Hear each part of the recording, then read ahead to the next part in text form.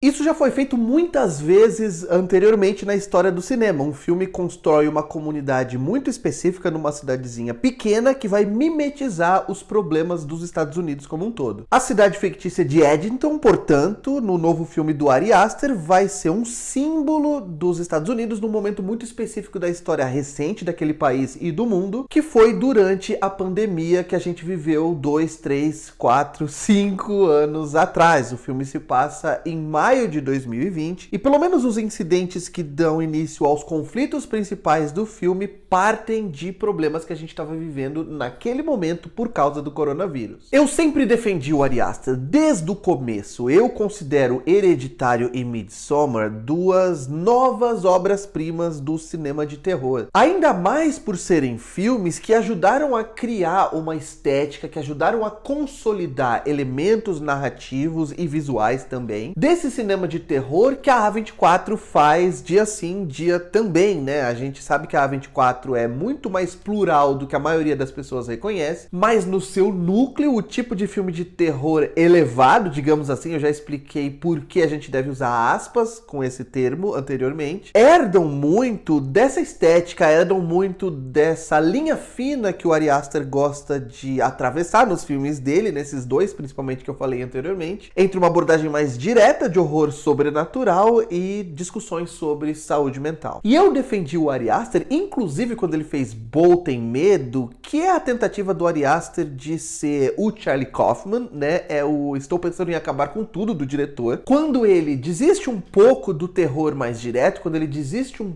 pouco mais do terror explícito e acaba sim promovendo um grande mergulho na decomposição, digamos assim, mental, na degradação mental, com muita alegoria, com muitos elementos que você precisa prestar muita atenção para conectar as pecinhas do quebra-cabeça, com muita coisa subjetiva e abstrata. E eu considerei um filme bastante eficiente, mas agora eu estou me separando, digamos assim, do diretor, porque Edenton eu não consigo defender. Na cidadezinha que dá título ao filme, o prefeito Ted Garcia, vivido pelo Pedro Pascal, tá lutando para se reeleger em meio às novas restrições e também todos os protocolos sanitários de prevenção da contaminação pelo coronavírus. Nesse contexto, o xerife Joe Cross, vivido pelo Joaquin Phoenix, não tá disposto a obedecer todas as novas regulamentações. Ele não quer usar máscaras, entre outros motivos, por estar mergulhado numa rede de teorias da conspiração.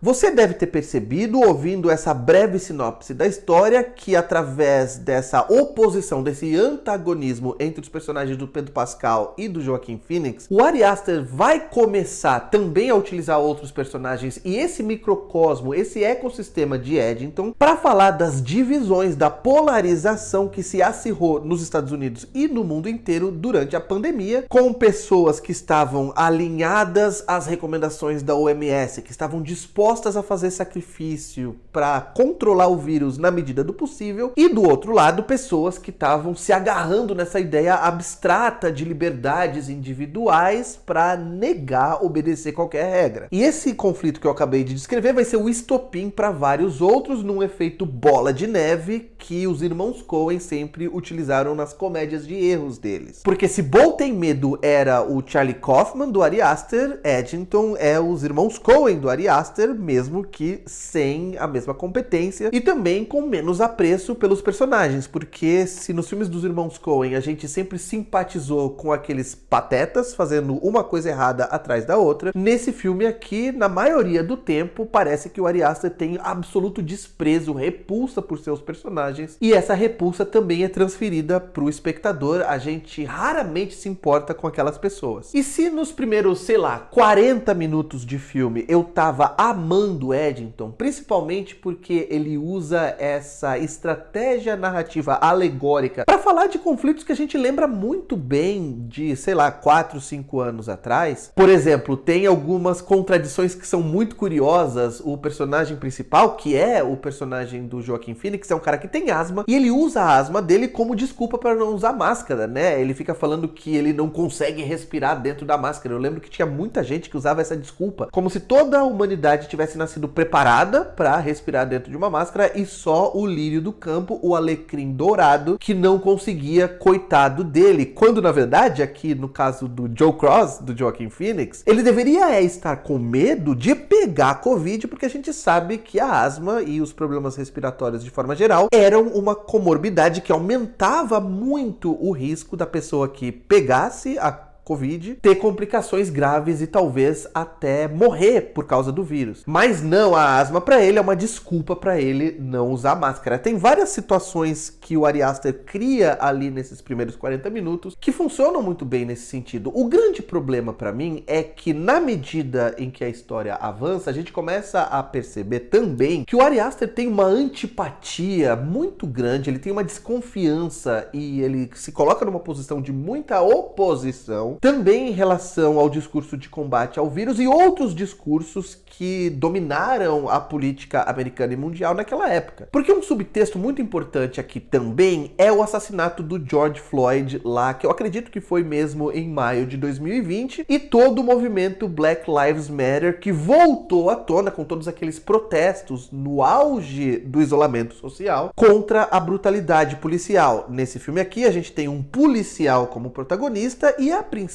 a gente pode entender que toda a raiva que o filme tem das pessoas que estão protestando, que todo o cinismo que o filme demonstra diante de militantes, reflete apenas a postura conservadora, a postura reacionária do protagonista. Mas o filme o tempo todo mostra aqueles ativistas como patetas. Eles estão sempre falando coisas absolutamente desconectadas com a realidade, eles estão sempre falando de maneira risível, constrangedora. Tem até um momento em que o menino branco tá falando algo sobre branquitude na mesa do jantar com a família. O que ele tá falando é algo que tem bastante embasamento teórico, mas a maneira que ele fala é uma maneira intencionalmente ridícula e o pai dele vira e pergunta pra ele: "Você é retardado?" E a impressão que dá é que o filme tá perguntando isso, é que o filme tá usando essa pergunta retórica pra criticar o comportamento desses caras. Principalmente porque eles estão sempre falando coisas do tipo, né, tem um menino lá dando um discurso e ele fala: "Não, porque a gente tem que fazer isso e aquilo, mas eu não estou no meu lugar de fala, mas eu não teria o direito de estar aqui em cima desse palanque, porque eu devo muito aos negros, eu sou um branco e eu tenho culpa, e a gente tá em território roubado dos indígenas." Absolutamente ninguém falaria desse jeito, mas o filme parece que tá satirizando algo que é muito sério, que era uma luta muito pontual ali contra a brutalidade policial, que é uma realidade. O filme parece ignorar que a brutalidade policial, especificamente contra pessoas negras, é algo material, é algo concreto da realidade. Parece que o filme está mostrando aquelas pessoas como meros agitadores que não tem nada para fazer, que são muito jovens e que consumiram muito livro esquerdista. Inclusive tem um menino que entra para aquele grupo para impressionar uma menina, né? E tudo isso, gente, é discurso da extrema direita. Tem muita gente que realmente fala isso, né? Você vê, por exemplo, nas redes sociais, sempre que tem um homem defendendo uma mulher, vem um outro cara, normalmente da extrema direita, red pill, incel, e fala: "Calma, você não vai comer ela." Como se você ter consciência social fosse nada mais, nada menos que uma desculpa para comer mulher. Então, nessa tentativa de ser o isentão do rolê, nessa tentativa de criticar os dois lados, de apontar as contradições dos dois opostos, o Ari Aster acaba criando personagens que são muito mais razoáveis, mesmo que preconceituosos, mesmo que absolutamente odiosos, representando os republicanos, representando as pessoas mergulhadas em teorias da conspiração, e ele cria espantalhos do outro lado, né? Então, se a gente tem espantalhos, se a gente tem estereótipos ridicularizados de pessoas que estão relacionadas com os democratas nos Estados Unidos, e a gente cria pessoas que são falhas, que são odiosas, mas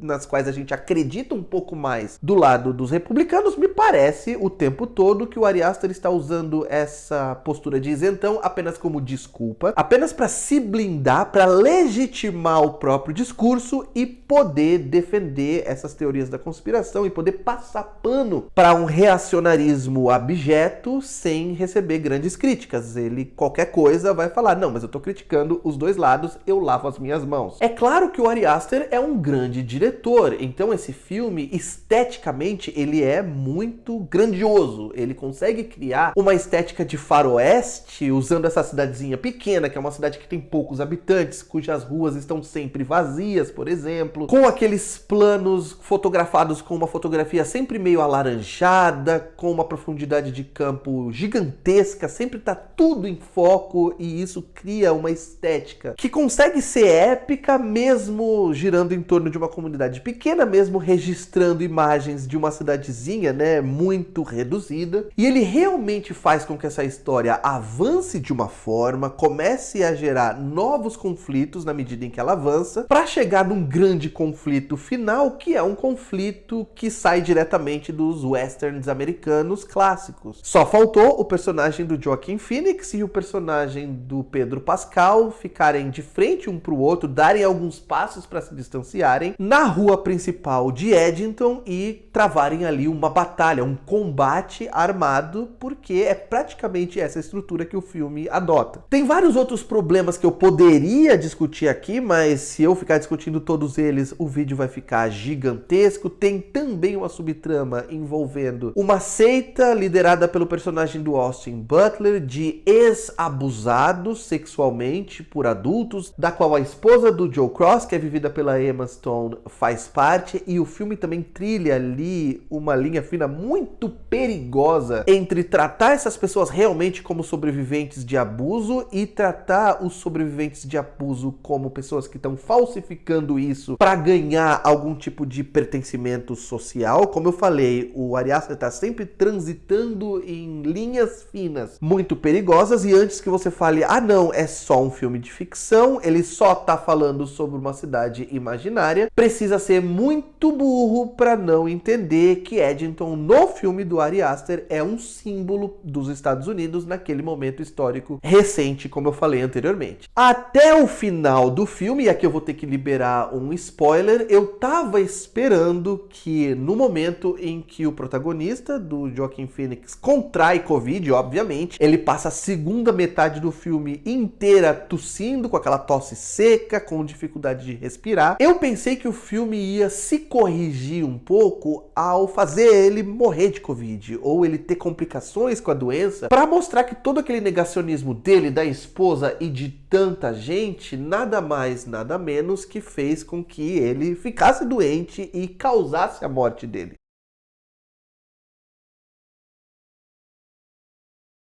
Mas quando ele acaba sofrendo tudo aquilo que ele sofre no filme, apesar de estar doente, e o que gera todas as consequências para ele é a batalha armada na qual ele se envolve, parece mais uma vez que o Ari Aster tá fazendo aquele discursinho barato que a gente ouvia muito na época da pandemia, que era, gente, o que vai nos matar não é o vírus, não é a pandemia, o que vai nos matar é a polarização, é essa imposição autoritária que os governos querem fazer para nos dividir, para nos separar das pessoas, para nos afastar do nosso trabalho, quando na verdade não. Milhões e milhões e milhões de pessoas realmente morreram por causa desse vírus, e parte dessas mortes está, sim, nas mãos das pessoas que foram negacionistas. Gosto muito, e isso eu acho que é algo que poucos críticos vão falar, de toda a encenação que o Ari Aster cria, em que as pessoas conversando umas com as outras estão sempre tendo essas conversas cortadas por mensagens que chegam, por curtidas que a pessoa tá dando nas redes sociais, como a gente recebe informações das pessoas que estão com a gente ao mesmo tempo do TikTok, como a gente tá sempre ouvindo alguma coisa. Esse filme é um filme que praticamente não tem silêncio, além além dos sons diegéticos ali do que tá acontecendo com os personagens fisicamente, tem sempre vozes de alguém num podcast falando alguma coisa, tem sempre um vídeo do YouTube, um vídeo do TikTok. As pessoas estão sempre respondendo mensagens no celular, sempre se comunicando em diversas vias simultaneamente. Essa é uma estética muito cansativa de se ver num filme, mas ela obviamente reflete de uma maneira bastante verossimilhante como são as nossas interações e comunicações hoje em dia. Mas todos os elogios que eu fizer para Eddington não vão superar a minha frustração, não vão superar a minha raiva com o discurso fácil e desonesto que o filme tá fazendo. Não é um dos piores filmes do ano, porque como eu falei aqui, o Ari Aster é um cara que sabe dirigir. Mas o sentimento que eu tenho sempre que eu penso em Eddington, e eu acabei de ver o filme, eu vi o filme ontem, é um sentimento de repulsa, é um sentimento de nojo. Eddington me causa ânsia de vômito e isso é algo que eu não costumo falar sobre filme nenhum. Quero saber de vocês, se vocês vão assistir ao filme, se não vão, se já viram, gostaram ou não gostaram, concordam ou discordam dos pontos que eu apresentei nessa crítica. Não esquece de dar um like no vídeo, se inscrever no canal, clicar no sininho em sempre para sempre receber notificações de vídeos novos por aqui. Se você gosta do meu conteúdo, considere se tornar membro do canal para receber conteúdos exclusivos toda semana e também para ajudar o meu canal a se tornar cada vez mais financeiramente viável. E eu vou ficando por aqui, um abraço, tchau!